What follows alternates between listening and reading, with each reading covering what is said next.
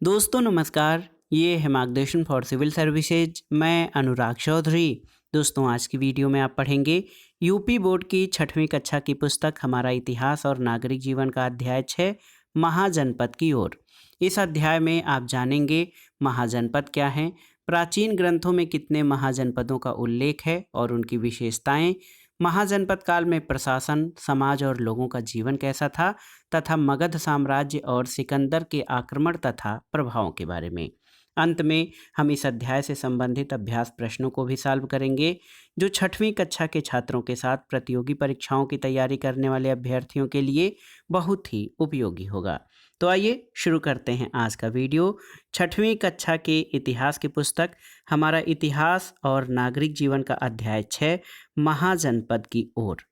दोस्तों आप जानते हैं कि आपका जनपद या जिला कई तहसीलों से मिलकर बना है, बहुत ही महत्वपूर्ण है। हम सभी जानते हैं कि जो जनपद या जिला है वो कई तहसीलों से मिलकर बना हुआ है, कई जनपदों से मिलकर आपका प्रदेश बना है और इसी प्रकार प्राचीन काल में छोटे छोटे जनपद मिलकर महाजनपद बन गए। जन से जनपद का विकास किस तरह से हुआ? आप जानते हैं वैदिक काल में किसी कुल, जनजाति या लोगों के समूह को जन कहा जाता था। प्रत्येक जन का राजा होता था।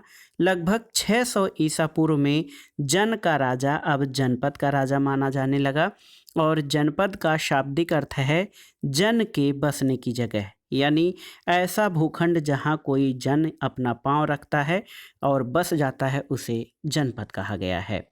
महाजनपद के बारे में जानते हैं। दोस्तों वैदिक कालीन जनपदों ने अपनी अपनी भौगोलिक परिस्थितियों का लाभ उठाकर अपना विकास किया, स्वयं को सुविधा संपन्न बनाया। प्रकृति से प्राप्त संसाधनों जैसे हाथी, लोहा आदि को अपनी सामरिक यानी युद्ध शक्ति बढ़ाने और उपकरण आदि का निर्माण करने में प्रयोग किया और जनपद अपनी शक्ति और सामर्थ्य के आधार पर अधिक महत्वपूर्ण होते गए और बड़े खंडों में या बड़े भूखंडों के रूप में महाजनपद के रूप में स्वयं को स्थापित कर लिया। बौद्ध ग्रंथ की पुस्तक अंगुत्तर निकाय में 16 महाजनपदों का उल्लेख मिलता है। याद रखिएगा, बौद्ध ग्रंथ अंगुत्तर निकाय में 16 महाजनपदों का उल्लेख मिलता है। इनमें 2 प्रकार के राज्य थे। इन महाजनपदों में 14 में राजतंत्र यानी राजा का शासन और 2 में गणतंत्र। गणतंत्र मतलब लोगों का समूह जो था राजा द्वारा शासन न होकर गण अथवा संघ के द्वारा किया जाता था। तो 2 गणतंत्र थे और 14 राजतंत्र थे इन महाजनपदों में। सबसे पहले आइए राजतंत्र के बारे में जान लेते हैं। दोस्तों राजतंत्र में राज्य का अध्यक्ष या जो मालिक होता था, मुखिया होता था, वो राजा होता था। बहुत ही महत्वपूर्ण है। राजतंत्र राज्य का अध्यक्ष राजा होता था और इस प्रकार के राज्यों का जो विवरण है इसमें आप देखिए, पहला महाजनपद अंग है जिसमें वर्तमान में मुंगेर और भागलपुर जनपद आता था। दूसरा मगध है। मगध के अंतर्गत पटना, गया, शाहाबाद जिले के कुछ भाग शामिल थे। काशी महाजनपद के अंतर्गत वाराणसी। कौशल महाजनपद में वर्तमान का अयोध्या, गोंडा और बहराइच का क्षेत्र। वत्स महाजनपद प्रयागराज और मिर्जापुर और चेद महाजनपद आधुनिक बुंदेलखंड में। कुरु महाजनपद आधुनिक हरियाणा और दिल्ली का भाग था।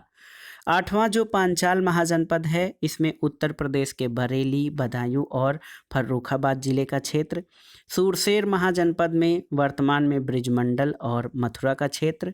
मत्स्य महाजनपद में राजस्थान के अलवर, भरतपुर और जयपुर का क्षेत्र। अवंती दोस्तों आधुनिक मालवा में और अशमक ये नर्मदा और गोदावरी नदियों के बीच का भाग था। गांधार पाकिस्तान का पश्चिमी और अफगानिस्तान का पूर्वी क्षेत्र और कंबोज ये पाकिस्तान का आधुनिक हजारा जिला, ये कंबोज महाजनपद के रूप में जाना जाता था। और आप जान लीजिए कि ये सभी महाजनपद जो हैं ये उत्तरी भारत और पश्चिमोत्तर भारत में स्थित थे। केवल एक असमक महाजनपद ये दक्षिणी भारत में स्थित था, नर्मदा और गोदावरी नदियों के बीच का भाग। दूसरा प्रकार जो है वो गणतंत्र है। दोस्तों ऐसे राज्यों का शासन राजा द्वारा न होकर गण अथवा संघ के द्वारा होता था और इस प्रकार के राज्यों में एक तो वज्जी संघ था, ये वज्जी महाजनपद, और बिहार के गंगा नदी के उत्तर का भाग वज्जी महाजनपद के अंतर्गत शामिल था। दूसरा गणतंत्र मल्ल महाजनपद था, जिसमें वर्तमान के देवरिया, कुशीनगर, बस्ती, गोरखपुर और सिद्धार्थ नगर का क्षेत्र शामिल था। दोस्तों, गणतांत्रिक व्यवस्था वाले महाजनपद वज्र की राजधानी के रूप में वैशाली का विशिष्ट राजनीतिक महत्व है और ये संपूर्ण वज्र परिसंघ का मुख्यालय था। देखिए, इन 16 महाजनपदों में मगध, कौशल, वत्स और अवंती, याद रखिएगा दोस्तों, 16 महाजनपदों में 4 मगध, कौशल, वत्स और अवंती अत्यंत शक्तिशाली थे और ये प्रमुख महाजनपद कहलाए। इनमें भी मगध और अवंती ज़्यादा महत्वपूर्ण हुए। यहाँ देखिए, महाजनपद से साम्राज्य तक की बात करें तो आप देख सकते हैं दोस्तों, हमारे सभी महाजनपद यहाँ पर यानी उत्तरी भारत और यहाँ गांधार, और आप देख सकते हैं कि जो हमारा महाजनपद था गांधार और कंबोज महाजनपद यहाँ पश्चिमोत्तर भारत में, मत्स्य, सूरसेन, अवंती, इसके अलावा कुरु, पांचाल, मल्ल, वज्र, कौशल, चेद, वत्स, काशी, मगध, अंग और अस्मक यहाँ पर उत्तरी भारत में, अस्मक केवल दक्षिणी भारत में स्थित था। तो इसमें से भी आप इस मैप के माध्यम से समझ सकते हैं कि कौशल, अवंती, वत्स और मगध इन 16 महाजनपदों में सबसे महत्वपूर्ण महाजनपद थे और मगध जो है वो एक साम्राज्य के रूप में स्थापित हुआ, क्योंकि मगध जो है सबसे महत्वपूर्ण महाजनपद था और इसने अपनी स्थिति और परिस्थिति अत्यधिक शक्तिशाली कर ली थी और ये साम्राज्य के रूप में उदित हुआ था। आइए देखते हैं कि महाजनपद काल में या महाजनपदों में प्रशासन, समाज और लोगों के जीवन में क्या बदलाव आए, उनका जीवन कैसा था। देखिए दोस्तों, महाजनपद काल में राजा जो था उसकी शक्ति बहुत अधिक बढ़ गई थी। अब वह एक अति विशिष्ट व्यक्ति बन गया और समाज का रक्षक था। उसका मुख्य कर्तव्य दुश्मनों से प्रजा की रक्षा और राज्य में शांति व्यवस्था, कल्याण और न्याय करना था। शासन के कार्य में मदद के लिए अनेक अधिकारी और कर्मचारी नियुक्त किए गए। राजाओं की प्रवृत्ति अपने राज्य को बढ़ाने में थी, साम्राज्य विस्तार में, इसलिए उन्हें बड़ी बड़ी सेनाएं भी रखनी पड़ती थीं। राजा सेना का प्रमुख होता था और वही युद्ध में सेना का संचालन करता था। राज्य की आय के लिए प्रजा से कर वसूला जाता था। व्यापार के द्वारा भी आय प्राप्त होती थी और इस समय वस्तुओं की खरीद और बिक्री रुपये पैसे द्वारा होने लगी थी। बड़ी बड़ी सड़कों से व्यापार में काफ़ी वृद्धि होने लगी। ईरान, मध्य एशिया और दक्षिण पूर्व एशिया से व्यापारी भारत आते थे। शिल्पकार और व्यापारियों ने व्यापार के विकास के लिए समूह और संगठन भी बनाए थे। यहाँ पर आप प्राचीन काल में शहरों के जीवन के बारे में यहाँ पर देख सकते हैं। दोस्तों, महाजनपद काल की ही देन है कि शहर फिर से बने। देखिए, इस युग में पहले की अपेक्षा एक बड़ा बदलाव ये देखने को मिला, वो था शहरों का विकास। इन शहरों का विकास प्रायः शिल्प केंद्रों, व्यापारिक केंद्रों और राजधानियों के आसपास हुआ। प्रारंभ में कुछ गांव ऐसे थे जिनमें शिल्प कार्य अधिक विकसित अवस्था में था। धीरे धीरे ये कुशल शिल्पी एक स्थान पर एकत्र होने लगे और ये स्थान गांव और शहर के रूप में बदलते गए। इन कुशल शिल्पियों ने एक स्थान पर रहकर काम करना इसलिए पसंद किया क्योंकि इन्हें कच्चा माल प्राप्त करने और तैयार की हुई चीज़ों को बेचने में अधिक सुविधा होती थी। विभिन्न व्यवसायों को पुत्र अपने पिता से सीखता और व्यवसाय करता था और विभिन्न प्रकार के शिल्प कार्य करने वालों के अलग अलग वर्ग बन गए थे और धीरे धीरे इनका कार्य वंशानुगत होता गया और समाज में अधिक जटिलता और कठोरता व्याप्त हो गई। अब आइए जानते हैं दोस्तों मगध साम्राज्य के बारे में। तो इन छोटे छोटे राज्यों में एकता का अभाव था। कई महाजनपद और अन्य छोटे राज्य थे। छोटे राज्यों में एकता का अभाव था और एक राज्य दूसरे राज्य से अधिक शक्तिशाली बनना चाहता था। इस कारण इनमें आपस में संघर्ष होता रहता था। बड़े राज्य छोटे राज्य को हड़पते चले गए, बिल्कुल वैसे ही जैसे बड़ी मछली छोटी मछली को निगल जाती है। वे अपना राज्य क्षेत्र और प्रभाव बढ़ाने के लिए कई तरीके अपनाते थे, जैसे दूसरे राज्यों से मित्रता करना, शादी से रिश्ते बनाना, संधि करना या फिर सीधे आक्रमण करना। इस प्रकार एक राज्य दूसरे राज्यों में मिलते चले गए और अंत में मगध सबसे शक्तिशाली साम्राज्य हो गया। साम्राज्य या एम्पायर किसे कहते हैं? तो दोस्तों, जब राजा अपने राज्य की सीमा का अत्यधिक विस्तार कर लेते हैं तो उनके राज्य को साम्राज्य कहा जाता है। देखिए, छठी शताब्दी ईसा पूर्व से नंदों के साम्राज्य की स्थापना तक मगध में तीन राजवंशों का शासन हुआ। एक तो था हर्यक वंश, दूसरा शिशुनाग वंश और तीसरा नंद वंश, और इनका शासनकाल लगभग 220 वर्षों तक रहा। घनानंद नंद वंश का अंतिम शासक था और इसी के शासनकाल में सिकंदर का भारत पर आक्रमण हुआ था। मगध साम्राज्य के शासकों ने अपने साम्राज्य और अधिक विस्तार की नीति अपनाई। उनके पास एक विशाल सेना थी जिसमें हजारों घुड़सवार और हाथी भी थे। यही कारण है कि मगध राज्य एक विशाल साम्राज्य बन सका। यहाँ पर एक चित्र कथा के माध्यम से देखिए सिकंदर और पुरु के बीच युद्ध। आप देखिए दोस्तों, तक्षशिला के राजा आम्भी ने सिकंदर को भारत पर आक्रमण करने के लिए आमंत्रण दिया। पुरु का राज्य झेलम और रावी नदियों के बीच था। सिकंदर से युद्ध की खबर सुनकर पुरु ने अपने सेना को युद्ध के लिए तैयार कर लिया। पुरु ने घोषणा की कि मैं सिकंदर को अपने क्षेत्र का एक भी टुकड़ा जीतने नहीं दूंगा। और सिकंदर और पुरु की सेना में भयंकर युद्ध हुआ। पुरु की सेना ने सिकंदर की सेना का वीरतापूर्वक मुकाबला किया और सिकंदर की सेना ने पुरु के किले को बहुत नुकसान पहुंचाया और पुरु के घायल हाथियों में भगदड़ मच गई। इसके बाद इस युद्ध में पुरु की सेना को काफ़ी क्षति पहुंची थी और वह स्वयं भी घायल हो गया था। पुरु को बंदी बना लिया गया और उसे सिकंदर के सामने लाया गया। सिकंदर ने पूछा, पुरु तुम्हारे साथ कैसा व्यवहार किया जाए? पुरु ने जवाब दिया, वैसा ही जैसा एक राजा दूसरे राजा के साथ करता है। सिकंदर ने कहा, पुरु क्या तुम मेरे मित्र बनोगे? पुरु ने कहा, सिकंदर भले ही मैं यह युद्ध हार गया हूँ पर मैंने एक अच्छा मित्र पा लिया है। पुरु के उत्तर से सिकंदर इतना प्रसन्न हुआ कि उसने पुरु का राज्य वापस लौटा दिया। तो विरोधियों से भी वीरता और सम्मान की चीज़ें सीखी जा सकती हैं। सिकंदर के आक्रमण के बारे में जानते हैं दोस्तों।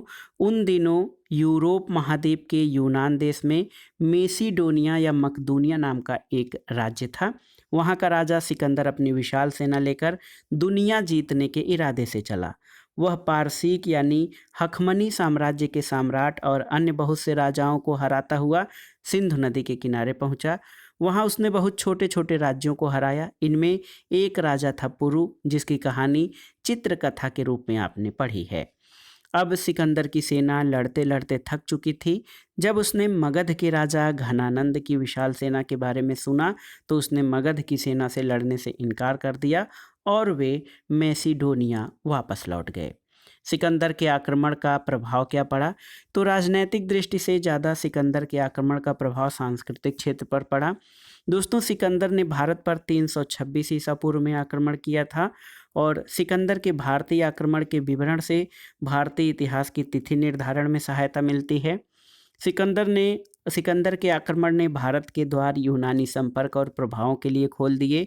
इस घटना के बाद विदेशों से घनिष्ठ व्यापारिक और सांस्कृतिक संबंध स्थापित हुए। भारतीय शिल्पकला और ज्योतिष विज्ञान के क्षेत्र पर यूनानी लेखकों का गहरा प्रभाव पड़ा और भारतीय सिक्कों पर आप देखिए, भारतीय सिक्कों पर यूनानी सिक्कों की निर्माण शैली का प्रभाव भी दिखाई देता है।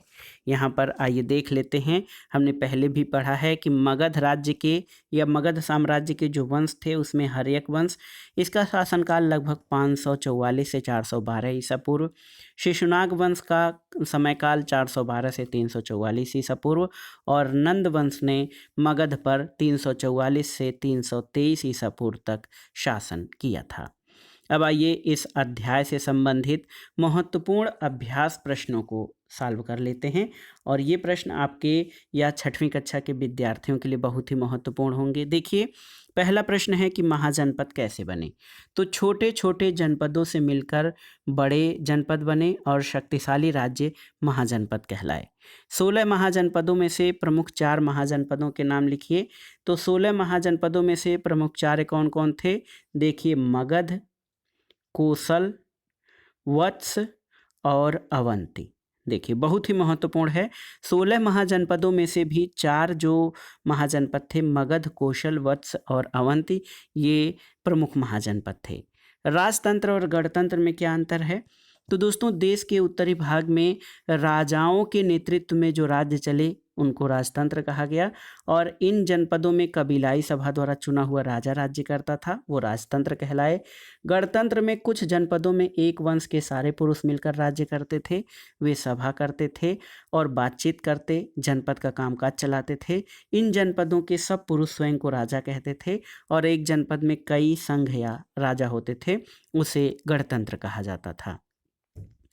अगला प्रश्न है कि अपने राज्य को शक्तिशाली बनाने के लिए राज्यों ने क्या प्रयास किया? तो आप जानते हैं राज्यों को शक्तिशाली बनाने के लिए राजाओं ने कई तरीके अपनाए, जैसे दूसरे राज्यों से मित्रता करना, शादी विवाह से रिश्ते और संबंध बनाना, संधि करना, या फिर साम्राज्य विस्तार के लिए सीधे आक्रमण करना। तो इस तरह से छोटे राज्य बड़े राज्यों में मिलते चले गए। अगला प्रश्न है सिकंदर ने राजा पुरु के साथ कैसा व्यवहार किया? तो सिकंदर ने राजा पुरु के साथ मित्रता का व्यवहार किया। उसके साहसिक और जो वीरतापूर्ण दृष्टिकोण के कारण सिकंदर ने राजा पुरु के साथ मित्रता का व्यवहार किया और उसने पुरु का राज्य वापस लौटा दिया। यहाँ पर देखिए रिक्त स्थान भरना है। राज्य की सीमा का अत्यधिक विस्तार करने वाले राज्य को क्या कहा जाता था? तो साम्राज्य। और दूसरा है महाजनपद काल में राजा जो है किसका रक्षक था? तो ये पूरे प्रजा और समाज का रक्षक था। तीसरा है कि किसके समय में सिकंदर भारत आया था? तो नंद वंश के शासक घनानंद के समय में सिकंदर भारत आया था। और आम भी ये कहाँ का राजा था जिसने सिकंदर को भारत पर आक्रमण करने के लिए आमंत्रित किया था? तो ये तक्षशिला का राजा था आम भी, जिसने सिकंदर को भारत पर आक्रमण करने के लिए आमंत्रित किया था। यहाँ पर देखिए महाजनपद काल वर्तमान में किस राज्य में स्थित थे, इनके बारे में आप देख सकते हैं कि शिक्षक की सहायता से अपनी अभ्यास पुस्तिका में लिखिए। तो मगध जो है वर्तमान के बिहार प्रांत में, अंग महाजनपद जो है ये बिहार में, काशी उत्तर प्रदेश में आप जानते हैं, और सूरसेन ये महाजनपद उत्तर प्रदेश में था। मत्स्य महाजनपद ये राजस्थान के क्षेत्रों में, और मल्ल महाजनपद उत्तर प्रदेश के देवरिया और कुशीनगर आदि क्षेत्रों में स्थित था। तो दोस्तों ये था आज का वीडियो 6वीं कक्षा की पुस्तक हमारा इतिहास और नागरिक जीवन का अध्याय 6 महाजनपद की ओर। इसमें हमने इस अध्याय से संबंधित सभी महत्वपूर्ण अध्ययन सामग्री और अभ्यास प्रश्नों को सॉल्व किया, जो 6वीं कक्षा के विद्यार्थियों के साथ प्रतियोगी परीक्षाओं की तैयारी करने वाले छात्रों के लिए बहुत ही उपयोगी होगा। आप इसे तैयार कर लीजिएगा। वीडियो आपको कैसा लगा हमें कमेंट बॉक्स में ज़रूर बताइएगा। वीडियो को लाइक करें, शेयर करें और इस चैनल मार्गदर्शन फॉर सिविल सर्विसेज को सब्सक्राइब करें। वीडियो देखने के लिए धन्यवाद दोस्तों। नमस्कार।